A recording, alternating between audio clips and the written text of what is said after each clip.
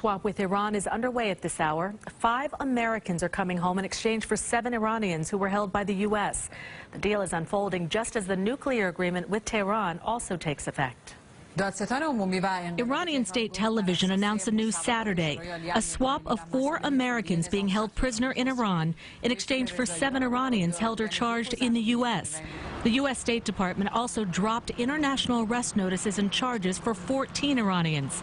The 4 freed Americans are Washington Post reporter Jason Rezaian, former U.S. Marine Amir Hekmati, American businessman Nosratollah Khosravi Roodsari, and Pastor Saeed Abedini, whose wife spoke from Boise, Idaho. It's like Christmas and birthday and everything, all the presents all in one. Student Matthew Trevithick was also released as part of a separate agreement.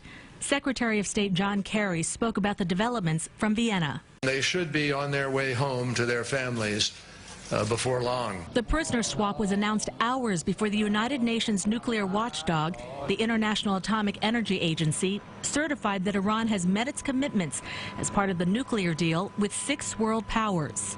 Iran has undertaken significant steps that many, and I do mean many, people doubted would ever come to pass. President Obama signed an executive order lifting U.S. sanctions related to Iran's nuclear program. That means Iran can now sell oil on the open market. Iran will have access to the global banking system, and the country will recover $100 billion in frozen assets overseas. If it's discovered that Iran is still moving ahead with its nuclear program, the deal calls for sanctions to once again be imposed. Tehran also agreed to investigate the whereabouts of retired FBI agent Robert Levinson, who disappeared in Iran in 2007.